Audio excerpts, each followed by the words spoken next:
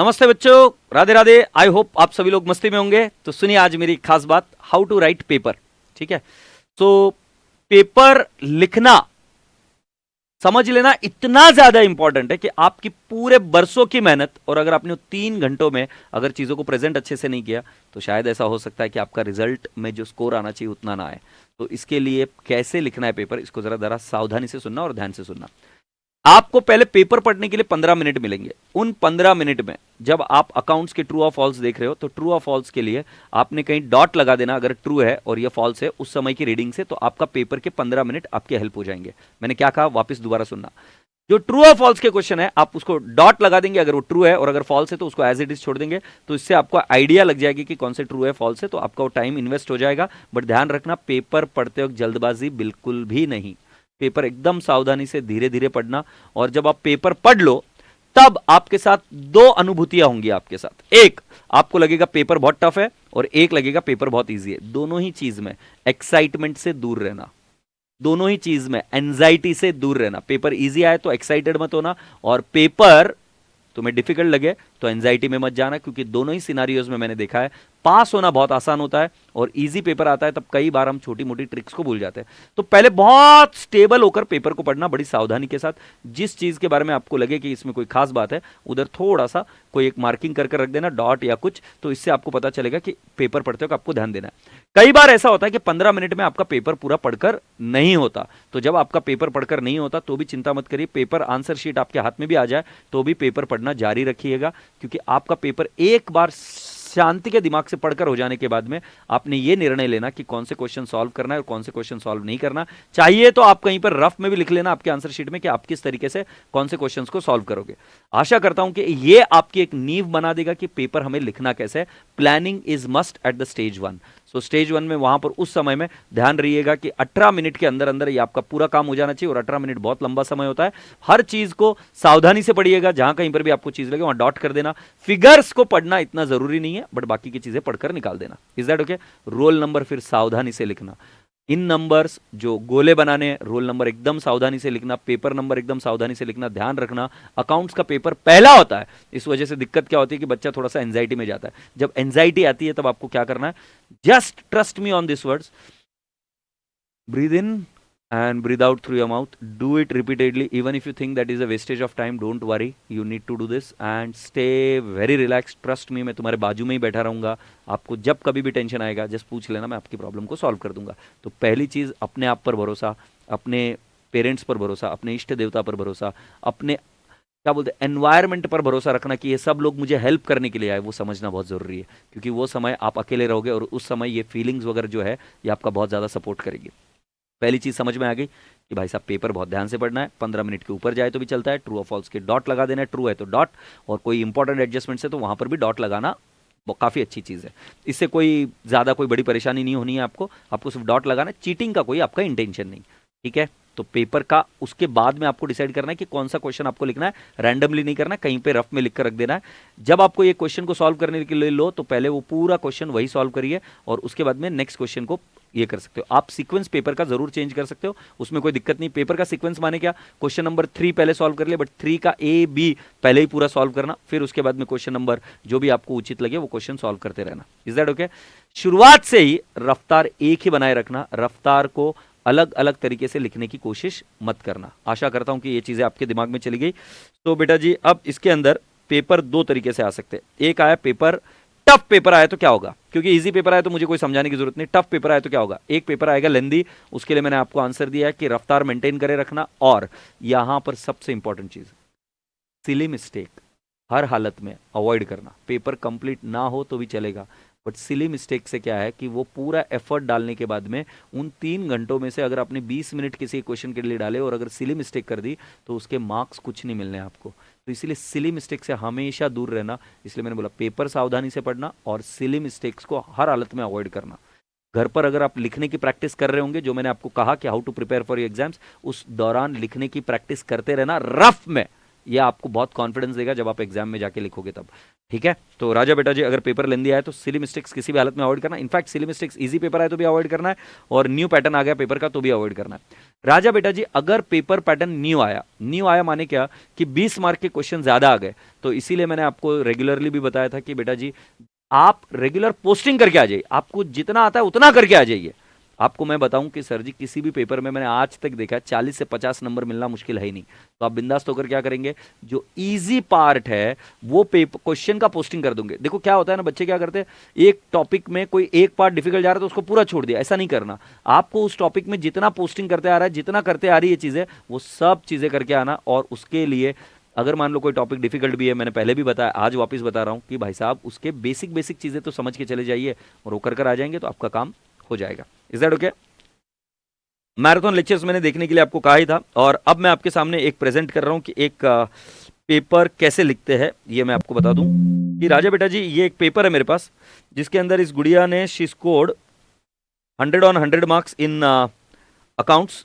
तो आपको वो दिखाने जा रहा हूं मैं।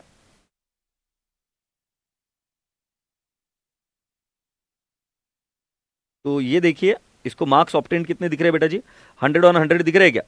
राइट। तो पेपर जब आप लिख रहे हो तो सब चीजें बराबर से लिखना, कौन सी एग्जाम है, कौन सा पेपर है, सभी क्वेश्चंस को टिक मार्क करना कि आपने कौन से पेपर को सॉल्व किया है। Is that okay? सो जिन जिन क्वेश्चन को सॉल्व किया उन सभी चीजों को करना, और मार्क्स अवॉर्डेड के यहां पर कुछ नहीं लिखना, इसने गलती से लिख दिया। अब मैं आपको आगे लिए चलता हूं। इस पेपर का प्रेजेंटेशन जब आप देखेंगे तो आपको बहुत साधारण लगेगा, बहुत ज्यादा तगड़ा प्रेजेंटेशन कोई नहीं है, बट हर एक हालत में सिली मिस्टेक्स को अवॉइड किया, ट्रू है या फॉल्स है, इन सभी चीजों को एकदम अच्छे से लिखा है।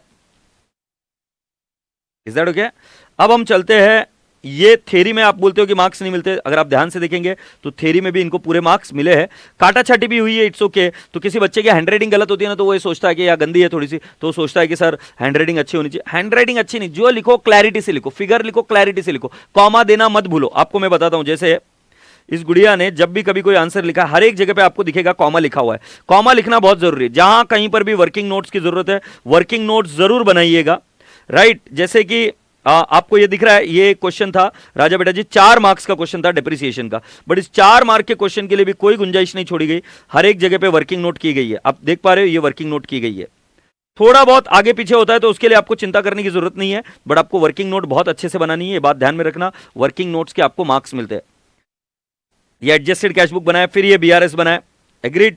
फिर राजा बेटा जी जब जर्नल एंट्रीज लिखे तो उसके नरेशन लिखे। ध्यान रहिएगा, उधर उन्होंने किसी भी तरीके से कॉमा लगाना कहीं पर भी नहीं छोड़ा, उससे क्लैरिटी आती है। आप एग्जामिनर का काम इजी करिए, आपको मार्क्स मिलेंगे। इन द बुक्स ऑफ, ये सब चीजें अच्छे से लिखिएगा। ये भी फिर जर्नल एंट्री वाला ही है, और सारे क्वेश्चंस उन्होंने देखे होंगे तो आपने एक के नीचे एक सॉल्व किए, जो भी क्वेश्चन उन्होंने सिलेक्ट किया। ऐसा नहीं कि क्वेश्चन नंबर 2A एक जगह सॉल्व किया, फिर 2B दूसरी जगह सॉल्व किया, नहीं, आपने एक के नीचे एक ही सॉल्व करना है। Is that okay? और जो आपको मैं बताता ना कि भाई सजेस्टेड से मेरा आंसर मैच नहीं होता, अगर आप ध्यान से देखेंगे तो बिल्स ऑफ एक्सचेंज का एक क्वेश्चन पिछली बार 15 मार्क्स का था, इसमें वर्किंग नोट अपने स्टाइल से बनाई है। वर्किंग नोट आप आपके स्टाइल से बना सकते हो, कोई चिंता की बात नहीं है। इसको फुल मार्क्स मिले हैं, आप यहां पर देख पा रहे हो। Is that okay?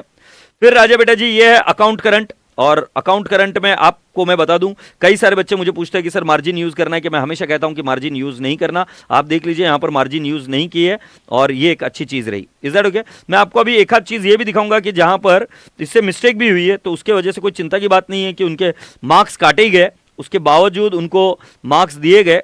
As in scratching इतना बड़ा प्रॉब्लम नहीं है, बट ज्यादा स्क्रैचिंग नहीं करना, क्योंकि अगर आप देखेंगे तो इस पूरे पेपर में क्लैरिटी आपको देखने के लिए मिल रही है। आपको एनपीओ के बारे में और एक चीज बता दूं कि जैसे मैंने सब्सक्रिप्शन अकाउंट या कोई भी चीजें आपको समझाई थी, फुल मार्क्स मिले हैं। आपको बता दूं कि ऐसा कोई जरूरी नहीं कि आपको एडलेस करके ही करना है, और उसके वजह से आपका एनपीओ और फाइनल अकाउंट बहुत अच्छे से प्रिपेयर हो जाता है। Is that okay? हर एक चीज की नोट लिखना बहुत ज्यादा जरूरी है। जहां कहीं पर भी आपके अजम्पशंस है, वो अजम्पशंस के नोट लिखिए, और उसके बेसिस पर आजा बेटा जी you will start getting the marks.